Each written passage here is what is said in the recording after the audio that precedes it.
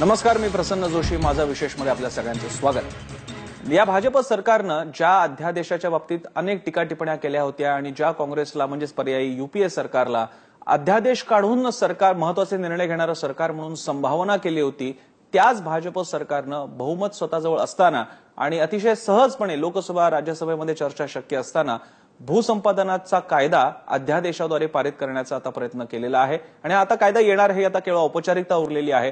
पण या परिस्थितीमध्ये अनेक मुद्दे उपस्थित होतात. खास करून या कायद्यातल्या बदलण्यात आलेल्या 2 किंवा 3 महत्वाच्या तरतुदी, त्याच्या जोडीला ज्या प्रकारे हा अध्यादेश काढण्यात आला आणि संसदेत मांडण्यात आला नाही मुद्दा, त्याच्यामुळे सुद्धा प्रश्न उपस्थित झालेला आहे की यातल्या या बदललेल्या तरतुदी कुणाच्या हिताच्या आहेत? उद्योगांच्या हिताच्या आहेत का? उद्योगांचं हित पाहणं वेगळं आणि त्यांच्या बाजूचंच हित पाहणं हा आणखीन एक महत्वाचा मुद्दा आहे. या अनुषंगाने आपण चर्चा करणार आहोत. या चर्चेमध्ये सहभागी होणार आहेत आपल्यासोबत आहेत सुभाष वारे, राज्य समन्वयक आम आदमी पार्टीचे आहेत पुण्याहून आपल्यासोबत. याशिवाय DS कुलकर्णी आपल्यासोबत असतील, बांधकाम व्यावसायिक आहेत आणि SEZ special economic zone industrial corridor या विषयांचा त्यांचा अभ्यास आहे. स्वतः एक उद्योजक आहेत, व्यावसायिक आहेत आणि भाजपशी ते संबंधित आहेत, पण आपल्या चर्चेमध्ये मात्र ते उद्योजक म्हणूनच सहभागी होणार आहेत. राजीव सातव आपल्यासोबत आहेत, जे खासदार आहेत काँग्रेसचे, आणि थोड्याच वेळात आपल्यासोबत असतील भाजपचे खासदार किरीट सोमय्या. पहिल्यांदा आपण राजीव सातवांपासून सुरुवात करूयात. राजीवजी, हा अध्यादेश आता आल्यानंतर काँग्रेसनं तर त्याला विरोध केलेला आहे, पण तो विरोध केलेला आहे की तुम्ही चर्चा का नाही घेतली? वस्तुतः विरोध असायला हवा तरतुदींना, असा अर्थ घ्यायचा आम्ही सगळ्यांनी की काँग्रेस या बदललेल्या तरतुदींसह विधेयकाला पाठिंबा देते?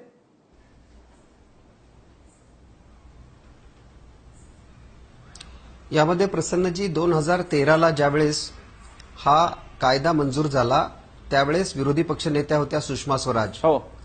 त्यांनी सांगितलं होतं की शेतकऱ्याची मालकी राहिली पाहिजे, शेतकऱ्याची ही जमीन लीजने द्या, शेतकऱ्याची मालकी जाऊ देऊ नका, हा सुषमा स्वराजींचा आग्रह होता. आणि त्यांनी ते अमेंडमेंट मांडलं. सरकारनं ते अमेंडमेंट मान्य केलं आणि सरकारनं जे नवीन कायदा पास केला त्याच्यामध्ये सुषमा स्वराजींचं जे सजेशन्स होते ते आम्ही ऐकले. भाजपच्या नेत्यांनी असतील, सर्व पक्षीय लोकांनी सांगितलेले सगळे सजेशन्स त्याच्यामध्ये ऍड करण्यात आले आणि एकमतानं म्हणजे सर्वसंमतीनं हा कायदा पास करण्यात आला. आता मुद्दा असा आहे की सबका साथ सबका विकास, अबकी बार मोदी सरकार अशा घोषणा देत मोदी सरकार तर सत्तेवर आलं, पण या सरकारचा खरा चेहरा काय आहे तर ह्या अध्यादेशाच्या रूपानं लोकांच्या समोर, शेतकऱ्यांच्या समोर यायला लागलेला आहे. अबकी बार अदानी, अंबानी आणि मोठ्या मोठ्या उद्योगपतींचं सरकार, असं या सरकारचा आता उल्लेख करावा लागणार आहे. प्रश्न हा उरतो की अध्यादेश केव्हा काढतात? अध्यादेश केव्हा काढायचा या संदर्भात सुषमा स्वराजींनी विरोधी पक्षनेता असताना टिप्पण केलं होतं की सरकारनं फक्त आणि फक्त अपवादात्मक परिस्थितीतच अध्यादेश काढला पाहिजे.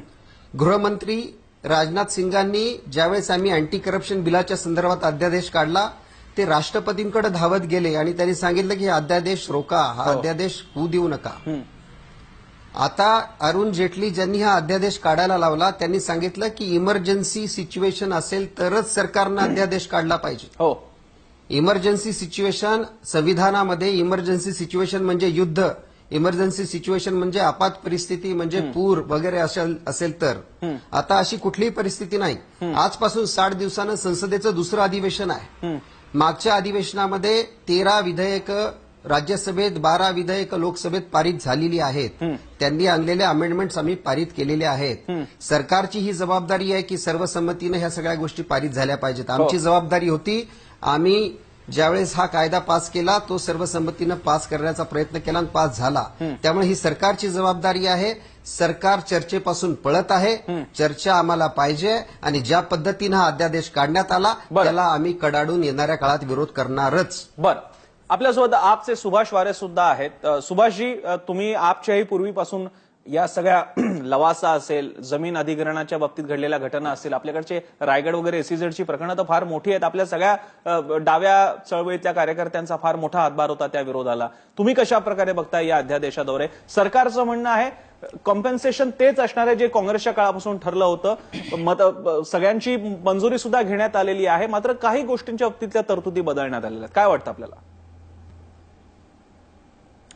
नाही, याच्यामध्ये प्रसन्नजी, तुम्ही आणि राजीव सातवजींनी जो मुद्दा मांडला त्याच्याशी मलाही सहमती दर्शवायची आहे की इतक्या महत्वाच्या विषयावरती संसदेतली चर्चा टाळून अध्यादेशासारखा अपवादात्मक मार्ग जो असतो तो या सरकारनं पाळला हे अत्यंत चूक आहे. एक दुसरा मुद्दा यातला असा आहे की तुम्ही बरोबर बोललात की यापूर्वीचा जो कायदा म्हणजे मनमोहन सिंग सरकारने जाता जाता जो जमीन अधिग्रहण कायदा आणला त्याच्या आधीचा कायदा हा 1800 ब्रिटिशकालीन कायदा होता आणि त्या ब्रिटिशकालीन कायद्याच्या विरोधामध्ये देशभरातले शेतकरी या जबरदस्तीनं होणाऱ्या जमीन अधिग्रहणाच्या विरोधामध्ये लढे उभा करत होते. ते हरियाणामधलं दादरी असेल, आपण म्हणालात तसं मुंबई सेज असेल रायगडचा, किंवा नंदीग्राम असेल, अशा अनेक ठिकाणी शेतकरी लढत होते. हा कायदा शेतकऱ्यांच्यावर अन्याय करणारा बदलला जावा.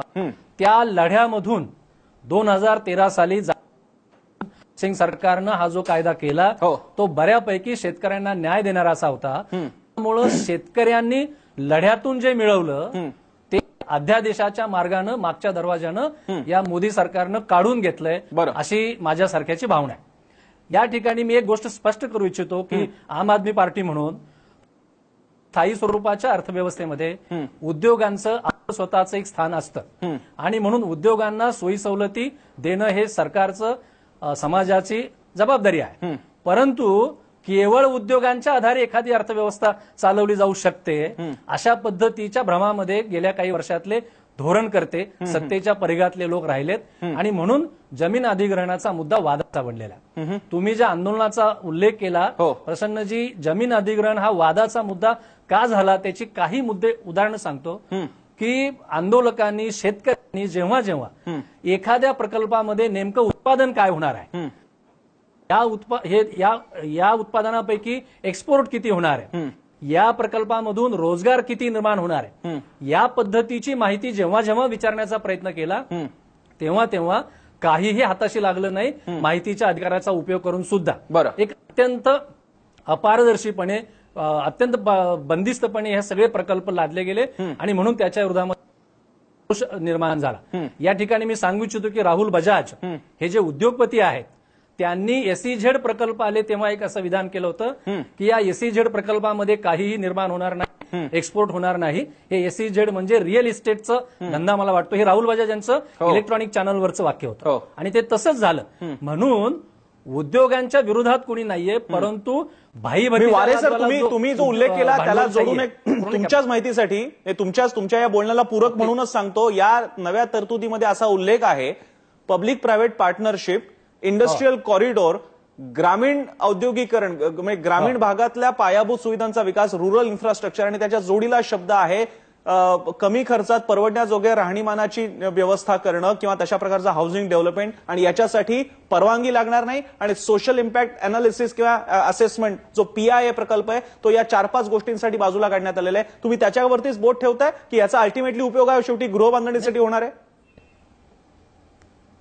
नाही, हे बघा बरोबर आहे, मला तेच म्हणायचे, गरिबांसाठी घरं असतील, ग्रामीण भागातलं इन्फ्रास्ट्रक्चर असेल, याच्यासाठी जमीन हवी असेल तर ती घेतली पाहिजे, दिली जाईल. मी एक मुद्दाम सांगतो की या देशामध्ये शाळा बांधल्या, हॉस्पिटल्स बांधले, सडका बांधल्या, रेल्वे मार्ग बांधले, संरक्षणाचे कारखाने आले. हे शेतकऱ्यांनी जमिनी दिल्याशिवाय झाले काय? शेतकऱ्यांनी त्या काळामध्ये जमिनी दिलेल्या आहेत. शेतकऱ्याला ज्या ज्या वेळेला हा प्रकल्प सार्वजनिक हिताचा आहे असं वाटतं त्या वेळेला शेतकऱ्यांनी जमिनी दिलेल्या आहेत. पण अध्यादेशातली जी माहिती आली त्याच्यात PPP पब्लिक प्रायव्हेट पार्टनरशिपसाठी आणि कॉरिडॉर हा जो अत्यंत महाभयानक महाराक्षसी प्रकल्प आहे.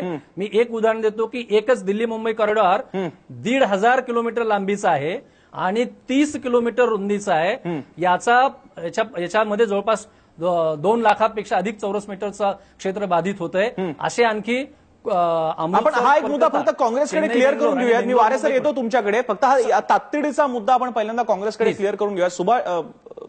आपल्यासोबत जे काँग्रेसचे खासदार आहेत आपण त्यांना विचारूयात की सातवजी, या इंडस्ट्रियल कॉरिडॉरचा मुद्दा असेल, रुरल इन्फ्रास्ट्रक्चर डेव्हलपमेंटचा असेल आणि PPPचा असेल, या बाबतीत नेमकं काँग्रेसचं काय म्हणणं आहे? लोकसभेत चर्चा झाली नाही हा एक भाग आहे, पण धोरणात्मक मसुदा म्हणून काँग्रेसचा या बदललेल्या तरतुदींना पाठिंबा आहे की नाही?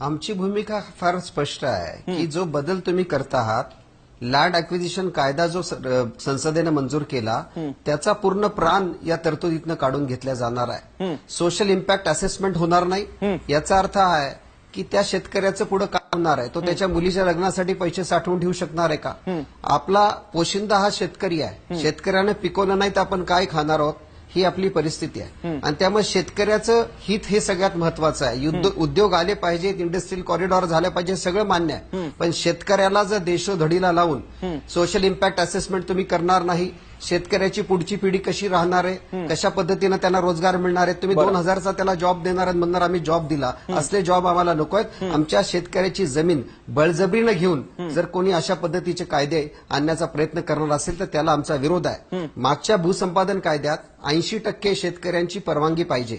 शेतकऱ्यांनी जमिनी दिल्या, त्यांना जर तुम्ही कन्व्हिन्स केलं तर जमीन दिलेल्याच आहेत. एवढे सगळे प्रकल्प देशात झाले ते काही असे झालेले नाहीयेत, ते कन्सेंटमध्येच झालेले आहेत. आणि त्यामुळं कुठलाही प्रकल्प होत असताना शेतकरी देशोधडीला लावून, आता शेतकऱ्यांच्या मालाला भाव अजिबात मिळत नाही, येणाऱ्या काळात आंदोलनं करावं लागतील शेतकरी वाचवण्यासाठी. आणि त्यामुळे अशा पद्धतीचे अमेंडमेंट्स, अशा पद्धतीचे ऑर्डिनन्स सरकार आणतंय आणि शेतकऱ्याला देशोधडीला लावायचा हा प्लॅन आहे. उद्योग जरूर उभे करा, अंबानी अदानी सगळ्या उद्योगपतींचं भलं करा, पण शेतकऱ्यांचा जीव घेऊन तुम्हाला आम्ही भलं करू देणार नाही म्हणजे नाही. पण तरी सुद्धा तुम्ही सातवजी हे सांगा, तुमचा हा तरतुदींच्या बाबतीतला विरोध लक्षात आला, पण मूळ भाग जो आहे याच्यातला की इंडस्ट्रियल कॉरिडॉरसाठी पीपीपी नाही आणि याच्यासाठी पीआयए नाही, जो सोशल SIA नाही, सोशल इम्पॅक्ट अनालिसिस, आणि त्याच्या जोडीला तुम्हाला परवानगीची सुद्धा गरज नाही 80% लोक या लोकांची. या तरतुदी तुम्हाला हव्यात की नकोय? या तरतुदी आम्हाला नको आहेत. या तरतुदीमुळं शेतकरी देशोधडीला लागणार आहे. शेतकऱ्यावर जोर जबरदस्ती करून जमिनी घेतल्या जाणार आहेत आणि या तरतुदीला आमचा पूर्णपणे विरोध आहे, विरोध राहणार आणि विरोध करणार आम्ही याला. बरं, वारेंकडे पुन्हा एकदा जो आहे, वारे सर तुम्ही मगाचं तुमचं बोलणं पूर्ण करत होता, पण या हे सगळं पाहता असं म्हणायला वाव आहे की अध्यादेश काढून जी भाजपनं ज्या कारणासाठी काँग्रेसवर टीका केली होती, भाजप म्हणजे दुसरं काही नाहीये, युपीएचं वेगळं व्हर्जन आहे ज्याला नाव फक्त एनडीए, निर्णय मात्र तेच आणि कार्यपद्धती सुद्धा तेच.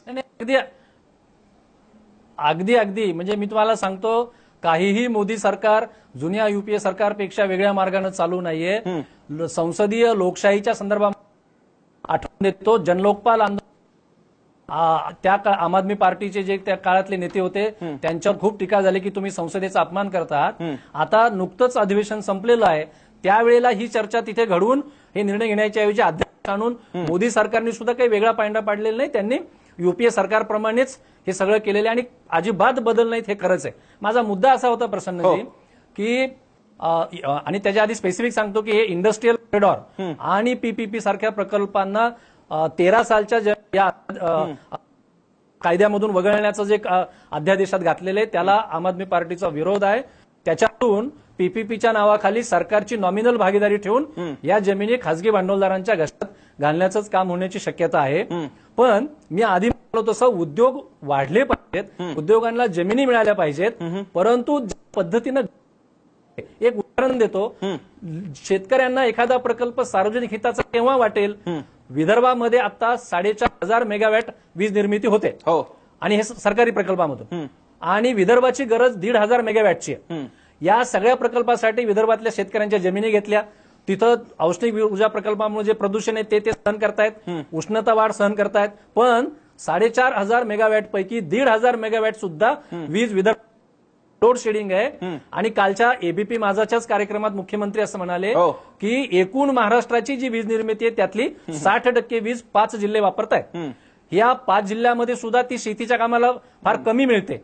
आता असं असेल तर हे औष्णिक ऊर्जा प्रकल्प सार्वजनिक हिताचे आहेत असं का मानलं जावं? बरं, म्हणजे हे जे घडतंय उद्योगांच्याकडून सुद्धा समाजाचा एक विकास होऊ शकतो, परंतु ते पण वारे सर, तुम्हा सगळ्या मंडळींच्या या मांडणीला विकास विरोधी म्हटलं जातं. तुम्ही सगळे एनजीओ, तुम्ही सगळे आम आदमी पार्टी, तुम्ही सगळ्या डाव्या चळवळी विकास विरोधी आहे. तुम्हाला पीपीपी नको, तुम्हाला इंडस्ट्रियल कॉरिडॉर नको, तुम्हाला SEZs नको, मग हवंय तरी काय तुम्हाला? हा माझा नाही प्रश्न, हा सरकारचा प्रश्न असतो. तुम्हाला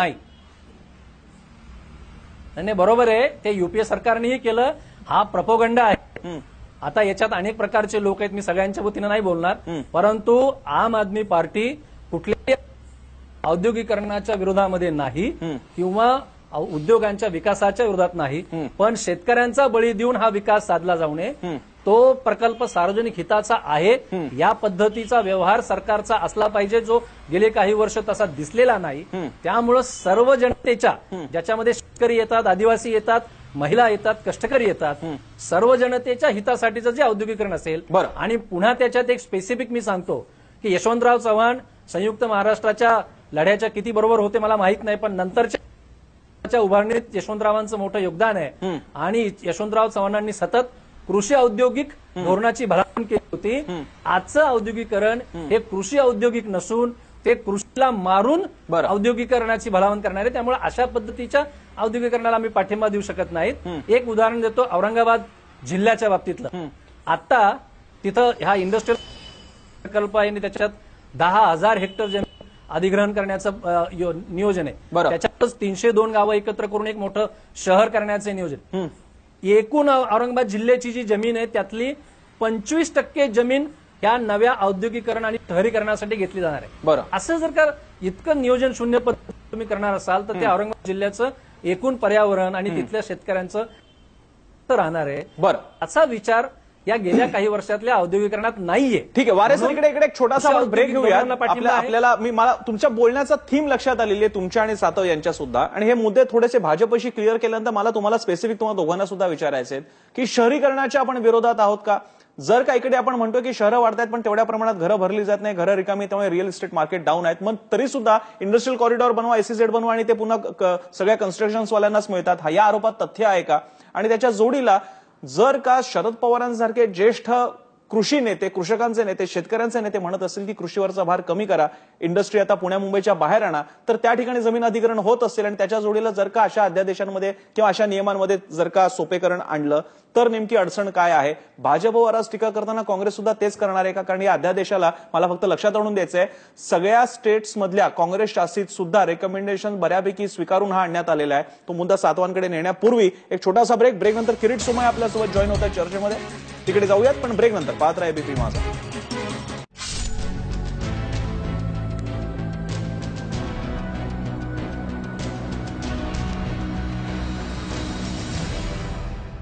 ब्रेक नंतर आपल्या सगळ्यांचं पुन्हा एकदा स्वागत. माझा विशेषमध्ये आपला विषय सुरू आहे आताचा नवा भूसंपादन कायदा. नव्या तरतुदींसह असणारा हा भूसंपादन कायदा कुणाच्या हिताचा नेमका? आपल्यासोबत आता भाजपचे किरीट सोमय्या खासदार आहेत. किरीट सोमय्याची दोन मुद्द्यांवरती चर्चा चालू आहे. एक तर लोकसभेत, राज्यसभेत म्हणजे संसदेत चर्चा करण्याच्या ऐवजी थेट अध्यादेश का? आणि दुसरी गोष्ट, या ज्या नवीन तरतुदी आहेत, PPP, industrial corridor, rural infrastructure development, या गोष्टींसाठी 80% मंजुरीची गरज नाही आणि त्याच्या जोडीला सोशल इम्पॅक्ट असेसमेंट पण नाहीत. हा काय प्रकार आहे?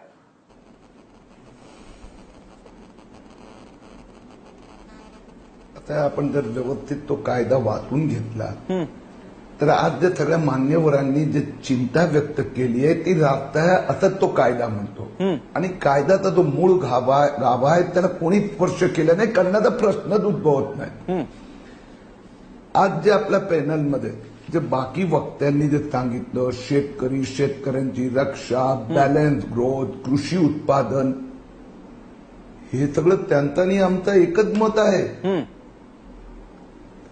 आता हे करत असताना आपण एक पाऊल पुढे जाऊ इच्छितो. बरं, की मला शेतकऱ्यांची रक्षा करायची आहे, त्यांना व्यवस्थित मोबदला द्यायचा आहे आणि माझा देशाच्या सुरक्षा आणि सुरक्षेची पण काळजी आहे. बरं, तर नरेंद्र मोदींनी सांगितलं मला देशाची सुरक्षेची काळजी आहे आणि ते शेतकऱ्यांची रक्षा करत करत मी सुरक्षाचं उत्पादन हिंदुस्थानात सुरू करणार आहे.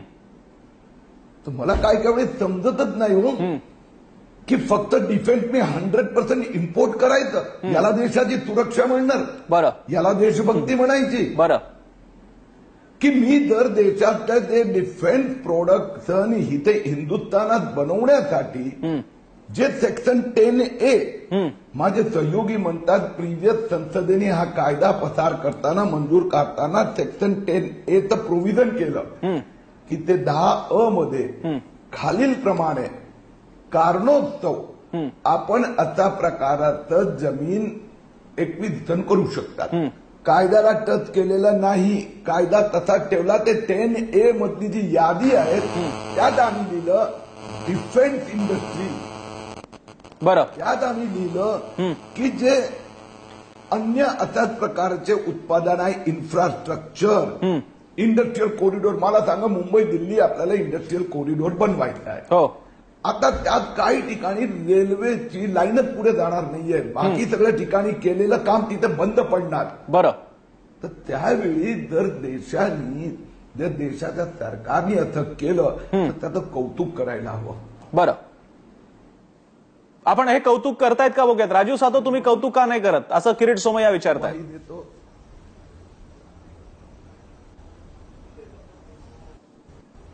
जी भूमिका मांडली त्याच्यानुसारच चाललोय. पहिली गोष्ट म्हणजे 50 दिवसानंतर अधिवेशन आहे. 50 दिवस थांबण्यास काय अडचण होती सरकारला? एवढी इमर्जन्सी आहे का? एवढी गडबड आहे का की तुम्हाला 50 दिवस सुद्धा संसदेच्या अधिवेशनासाठी थांबता येत नाही?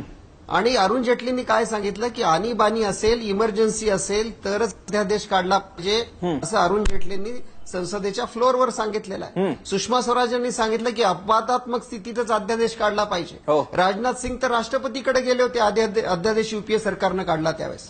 50 तुम्ही संसदेला बायपास करून, संसद हे सर्वोच्च व्यासपीठ आहे, तुम्ही तर मंदिर समजता त्याला, मग मंदिरात चर्चा का नाही करत आहात? मंदिरात का या संदर्भातले विषय होत नाहीयेत? पंतप्रधान तर आता बोलायला तयार नाहीयेत. आणि त्यामुळं संसदेला बाजूला ठेवून, संसदेला बायपास ठेवून जर तुम्ही अध्यादेश काढत असाल तर त्याला आमचा विरोध आहे. शेतकऱ्यांच्या विरोधातला अध्यादेश आहे. आपण डीएसकेंकडे जाऊया. डीएसकेजी, तुम्ही आता चर्चेत आला, स्वागत आहे तुमचं. पुण्याजवळ तुमचा सुद्धा एक असाच त्याला एसईझेड म्हणा किंवा एक स्पेशल झोन होणार होता, पण जमिनीच्या अशा डिस्प्यूट्समुळे ते होऊ शकलं नाहीये. पण तुम्ही थोडासा प्रॅक्टिकल प्रकाश पाडा की जमीन अधिग्रहणाच्या बाबतीतले सरकारी प्रॉब्लेम्स, त्याचा खासगी क्षेत्राला, ज्याचे तुम्ही प्रतिनिधी आहात, काय नेमका फटका बसतो आणि आताच्या अध्यादेशला इंडस्ट्री जेवढा वेलकम करते ती का करते?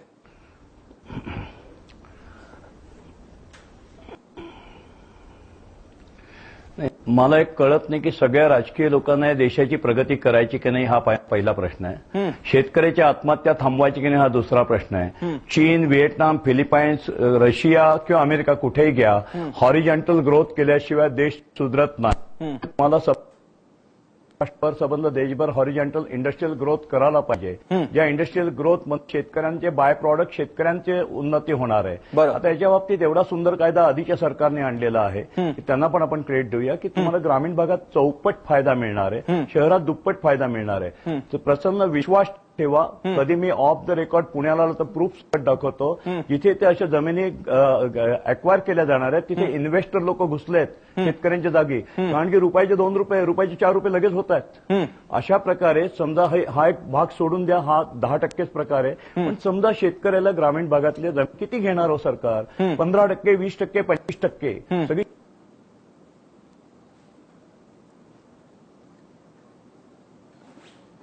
डीएसकेंचा मध्ये संपर्क तुटलेला दिसतोय. आपण त्यांच्याकडे जाऊयात, परत त्यांचा मुद्दा राहिलेला आहे. फक्त किरीट सोमय्यांकडे पुन्हा एकदा जाऊयात. किरीट सोमय्याजी, समजा तुमच्या तरतुदींबद्दल आपण थोडंसं नंतर बोलूयात, पण राजीव सातव पण तुम्हाला विचारतायत, चर्चा का टाळली तुम्ही? अध्यादेश का आणला ज्याच्याबद्दल तुम्ही नेहमीच काँग्रेसला कोंडीत पकडलं होतं आतापर्यंत?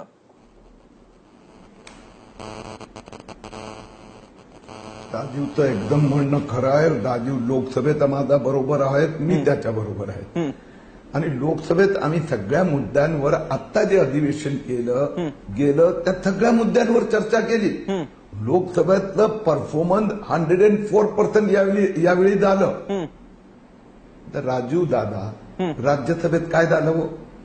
जी काँग्रेस, जे सीपीएम, जे बाकी पक्ष लोकसभेत चर्चा उपस्थित करतात, एका पाठोपाठ एका विधेयकाला मंजुरी देतात, करेक्शन सुचवतात. हो,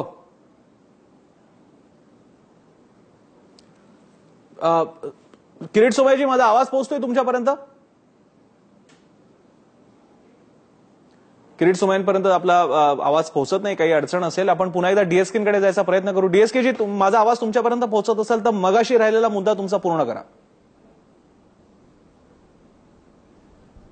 हो,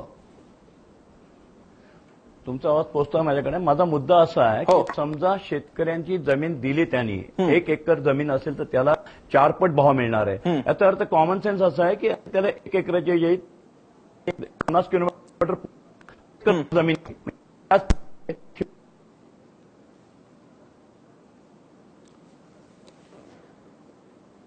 डीएसकेची मला माफ करा, कदाचित माझा आवाज तुमच्यापर्यंत पोहोचतोय पण तुमचा पोहोचत नाहीये. मला कल्पना आहे तुम्हाला तुमचा मुद्दा स्पष्ट करायचा. मी येतो आपल्याकडे. आपण किरीट सोमय्यांकडे पुन्हा एकदा जाऊयात. किरीटजी, पूर्ण करा तुमचं म्हणणं.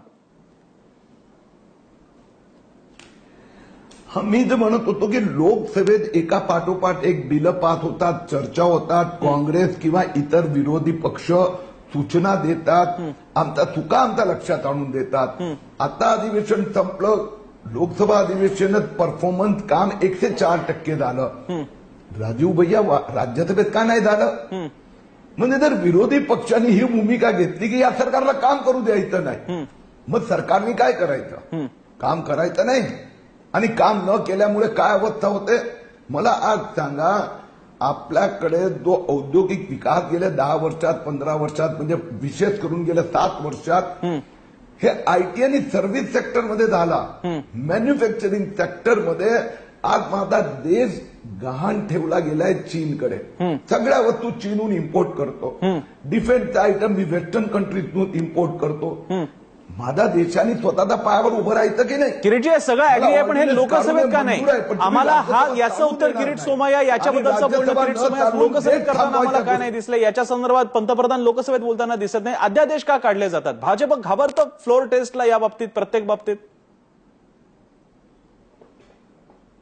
नाही, मी तुम्हाला सांगतो अध्यादेश म्हणजे का काढले. राज्यसभा चालू दिली नाही. ज्या इन्शुरन्स बिलवर याचा आधीच्या अधिवेशनात विरोधी पक्षांनी मागणी करून सिलेक्ट कमिटी बसवली. त्यांचं बहुमत राज्यसभेत, फक्त राज्यसभेची सिलेक्ट कमिटी, त्या सिलेक्ट कमिटीने मंजूर केलेलं बिल पास नाही केलं. म्हणजे राज्यसभा चालूच देत नाहीये. बरं, म्हणजे यांनी काय करायचं? लोकसभेत लोकशाहीचं आम्ही मानतोय ते नाटक करायचं आणि राज्यसभेत दादागिरी करून देशाची प्रगती बंद पाडायची. करा ना राज्यसभेत चर्चा. मग ऑर्डिनन्स काढायची वेळ झालेली नसती. आम्ही देशाची प्रगती थांबू देणार नाही, ही गोष्ट आम्ही स्पष्ट करू इच्छितो. राजीव सातवजी, राज्यसभेतला तुमच्या खोळंब्यामुळे अध्यादेश काढावा लागतोय असं म्हणतायत सोमय्या. किरीट भाई अत्यंत वरिष्ठ असे भाजपचे नेते आहेत. ते आज खासदार आहेत. ते मंत्री असायला पाहिजे होते. काही हरकत नाही, येणाऱ्या काळात त्यांना संधी मिळो. पण मुद्दा ह्यातला हा आहे की का राज्यसभा चालली नाही, या प्रश्नाचं उत्तर सुद्धा भाजपनं दिलं पाहिजे. दादागिरीची आपण भाषा केली. या देशामध्ये जर तुम्ही संसद मंदिर मानणार असाल तर राज्यसभेमध्ये विचारण्यात आलेले मुद्दे, राज्यसभेत काढण्यात आलेले विषय, त्यांना पंतप्रधानांनी उत्तर दिलं पाहिजे. राज्यसभेनं जर एखादं सेंटिमेंट व्यक्त केलं तर त्या संदर्भात पंतप्रधानांनी मंदिरात येऊन मंदिरातल्या पुजाऱ्यासारखं त्या संदर्भात चर्चा केली पाहिजे. त्या चर्चेला उत्तर दिलं पाहिजे. जर पंतप्रधान चर्चाच करणार नसतील, उत्तर द्यायला तयार नसतील आणि एकाधिकारशाहीनं कारभार करणार असतील, भाजपमध्ये तो चालू द्या एकाधिकारशाही, पण या देशामध्ये एकाधिकारशाही चालली नाही, हे इतिहासानं सिद्ध केलेलं आहे. त्यामुळं पंतप्रधान हे संसदेला जबाबदार आहेत, ते लोकसभेलाही जबाबदार आहेत, तसे राज्यसभेलाही जबाबदार आहेत. त्यांनी राज्यसभेमध्ये उत्तर द्यायला पाहिजे, राज्यसभेत मुद्दे मांडायला पाहिजेत आणि त्यापासून पंतप्रधान दूर चाललेत. त्यामुळे राज्यसभा चालली नाही. आणि यातला सगळ्यात महत्वाचा विषय असा की आम्ही सर्वसंमतीनं मागच्या वर्षी हे विधेयक पार करून घेतलं. तुमची सुद्धा ती जबाबदारी आहे. विरोधकांबरोबर तुम्ही चर्चा केली पाहिजे. तुम्ही जर चर्चा होऊच देणार नसाल, धर्मांतराचा विषय असेल, मंत्र्यांचे बेताल वक्तव्य असतील, त्या संदर्भात तुम्हाला चर्चा करायची नसेल तर ती चर्चा करावी लागेल. या देशाला तुम्ही उत्तरदायी आहात. देशाला तुम्हाला उत्तर द्यावंच लागणार आहे. त्यातला हा एक मुद्दा नंतर घेऊन जरा सविस्तर जायचा किरीट सोमय्यांकडे की ही सगळी आताच्या लोकसभेचा सेशन हा प्रामुख्यानं सगळ्या धर्मांतर आणि भगवद्गीता, राष्ट्रग्रंथ आणि कोणाची तरी विधानं, आग्रा धर्मांतर प्रकरणामुळे इतका गाजला की हे आर्थिक मुद्दे त्याच्या पुढेकडे आणले गेले नाहीत आणि नंतर भाजपला आयतच कोलीत मिळालं की यांनी संसद चालूच दिली नव्हती. हा जरा नेमकं सेटिंग काय आहे त्याबद्दल जाऊयात या दोघांकडे. त्यापूर्वी मी यांच्याकडे येतो, सुभाष वारेंकडे. मला कल्पना आहे त्यांनी हात वर केला होता. त्यापूर्वी डीएसकेनं आपल्याला मगासपासून संधी देता येत नाहीये. डीएसकेजी, पूर्ण करा तुमचा मुद्दा.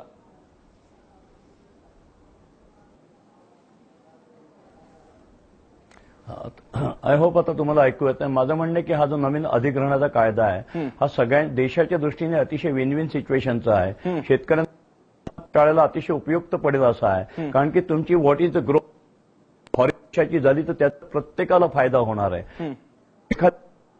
करता जागा अक्वायर करतात तुम्ही म्हणता, किंवा किती घेणार, 15%, 20%, 25%, उरलेला 75% तर घेत नाही.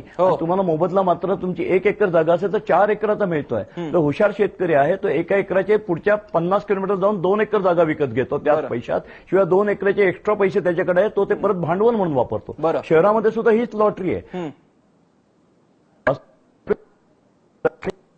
10% धोरण आहे. हे केल्यामुळे विन विन सिच्युएशन अशी आहे की शेतकरी परत हे होत नाहीये, बेघर किंवा भूमिहीन होत नाहीये. तो पुढे जाऊन शेती घेऊ शकतो, त्याला भांडवल मिळू शकतो. आजूबाजूला पूर्ण इंडस्ट्री वाढल्यामुळे रोजगारांच्या वेगवेगळ्या संधी आल्या, रॉ मटेरियलला फायदा मिळाला, इकॉनॉमीची चाकं जोरात चालली. वास्तविक देशाची प्रगती करायची असेल तर व्हिएतनाम पासून, फिलिपाईन्स पासून, गरीब देशांपासून अमेरिकेपर्यंत जनरल ग्रोथ आहे. या देशामध्ये हा कायदा पूर्वीच्या सरकारने आणलेला चांगला आहे की चौपट मोबदला आणि दुप्पट मोबदला, याच्याहून वेगळं काही चांगलं असूच शकत नाही. दुसरं 70-80%, मी तर म्हणतो खासगी उद्योगांना 80-90% करा. एखाद दुसरा टक्का शेतकरी अडवा येतो, कोणी पॉलिटिकल माणूस त्याला हुशार भेटला तर. म्हणून 99% पर्यंत लोक अॅग्री होतात या गोष्टीला. आता तर या कधी आमची जमीन सरकार घेत आहे, आम्हाला बिल्डरच्या मागे लागतात की अरे ऍक्विशन होणार आहे, तुम्ही पैसे लावता का, अशी परिस्थिती आहे. तर वास्तविक भान ठेवा ना, याच्यात शेतकऱ्याचा फायदा आहे, गरिबांचा फायदा आहे, इंडस्ट्रीच्या रोजगारांचा फायदा आहे, संपूर्ण औद्योगिक चक्र फिरतील आणि सगळ्यांना त्याचा फायदा होईल. कृपया याचा राजकीय विषय करू नका आणि या देशाच्या प्रगतीला कोणी अडवं येऊ नका, अशी माझी हात जोडून विनंती. वारेजी, यावरती काय उदाहरण आहे? विकास विरोधी भूमिका म्हणजे यांच्या बोलण्यातून अशी येते का नाही, मग चौपट जर का रक्कम मिळते, तो मुद्दा, तो क्लॉज जसाच्या तसा आहे. मग समजा पीपीपी, इंडस्ट्रीयल कॉरिडॉर आणि या मुद्द्यांसाठी जर का काही तरतुदी बदलल्या असेल तर हरकत काय, असा मुद्दा उपस्थित होतोय. वारेजी, थोडक्यात प्लीज. नाही, माझं म्हणणं असं आहे, मगाशी शेतकरी आत्महत्याचाही उल्लेख झाला. गेल्या काही वर्षामध्ये उद्योगधारणेचं जे धोरण आणि त्याच्यातही ठराविक उद्योगधारणा, म्हणजे मी उद्योगांच्या विरोधात पुन्हा स्पष्ट करतो, पण ठराविक उद्योगधारणेचं धोरण राबवल्यामुळेच या शेतकऱ्यांच्या आत्महत्या होत आहेत. आम्ही कुठल्याही अर्थानं विकास विरोधी नाही आहोत. किरीट सोमय्यांना जे 2 प्रश्न विचारले ते भाजपच्या परंपरेप्रमाणे गोलगोल बोलतायत, उत्तर देत नाहीयेत. संसदेत चर्चा टाळली तर राज्यसभा चालली नाही. संसद नीट चालू न कारण ही परंपरा तर भाजपनंच निर्माण केली आहे, त्यामुळे त्यांना तक्रार करण्याचं काही कारण नाही त्याबद्दल आता. आणि दुसऱ्या बाजूला आम्ही काय बदललंय म्हणतायत, कायदा तो तोच आहे, पण त्या कायद्यामधून पीपीपी आणि इंडस्ट्रीयल झोनसाठीचे जे ज्याला तो कायदा लागू होता त्याला त्यांनी त्या कायद्यात वगळलं. इतका महत्वपूर्ण बदल केलाय आणि इथं बोलतायत की काय बदल केलाय. मला स्वतःला असं वाटतं की इंडस्ट्रीयल झोन आणि पीपीपीच्या नावाखाली जे केलं गेलेलं आहे, हे डीएसके साहेबांनाही मी विनंती करू इच्छितो की हे उद्योगांसाठी सुद्धा फायद्याचं ठरणार नाही. हे मागच्या दारानं पुन्हा ठराविक उद्योगांची इथे येणार आहे आणि शेतीसाठी आणि शेतकऱ्यांसाठी तर हे अजिबात हिताचं ठरणार नाही. डीएसके साहेब बांधकाम विषयाच्या अनुषंगानं जे मांडतायत, शहराच्या आसपास एखादा शेतकरी विरोध करतो, ते त्यांचा अनुभव बरोबर आहे. परंतु मोठ्या प्रकल्पांच्यासाठी आता तुम्हीच उल्लेख केला की रायगडचा महामुंबई इसीजेड असेल, वाघोलीचा व्हिडिओकॉन प्रकल्प असेल, कारल्याचा महिंद्राचे असेल, सर्व शेतकऱ्यांनी याला शेती करायची आहे. त्यांना देशात अन्न सुरक्षेमध्ये भर घालायची आहे आणि तो शेतकरी मदत मागतो शेती बळकट करण्यासाठी, भांडवली गुंतवणूक मागतोय शेतीमध्ये, हॉरिझॉन्टल डेव्हलपमेंटमध्ये. जरा शेतीमध्ये सुद्धा सार्वजनिक भांडवली गुंतवणुकीची गरज आहे, शेतीमध्ये सुद्धा मदतीची गरज आहे. तुम्ही शेतीकडे सर्व अर्थानं दुर्लक्ष केले इतके वर्ष आणि आता शेतीत उद्योगांना द्या म्हणाल. अर्थात वारेजी, 2 मुद्दे आहेत. तुमची एक भूमिका आहे की औद्योगिकरण हाच एकमेव अजेंडा असू शकत नाहीये, अॅग्रो इंडस्ट्रियलायझेशनकडे सुद्धा बघता येऊ शकतं आणि दोघांचा संगम साधता येऊ शकतो. भाजपची त्या बाबतीतली भूमिका थोडी वेगळी आहे. काँग्रेस आता जरी फ्लोअरवरती चर्चा केली की नाही या मुद्द्यामध्ये जात असली तरी सुद्धा साधारण पाहता आणि ज्या काँग्रेस शासित राज्यांनी पाठिंबा दिलेला आहे तो पाहता फार खळखळ होणार नाहीये. अगदी जर का पुढच्या अर्थसंकल्पीय अधिवेशनादरम्यान सुद्धा काही चर्चा झाली तर एक नवीन वाटेवरती देश चालू लागलेला आहे. त्याचे अर्थातच दोन्ही कंगोरे असणारे, सगळ्या गोष्टी गोडगोड नसतात, आपल्याला कल्पना आहे त्याची, पण किमान असा कायदा येत असताना, असे आर्थिक मुद्दे उपस्थित होत असताना, धर्मांतर आणि इतर कुठल्या तरी भावनिक मुद्द्यांच्या पार्श्वभूमीखाली खरं तर हे आर्थिक मुद्दे दडलेले असतात, त्याची जाणीव आपल्या सगळ्यांना व्हावी म्हणून हा छोटासा प्रयत्न होता. आपल्याला किरीट सोमय्या, सातवजी, सुभाष वारे, डीएसके यांनी वेळ दिला. आपण त्यांचे आभार मानूयात. चर्चेमध्ये आपण इथे थांबतोय. पाहत राहा एबीपी माझा.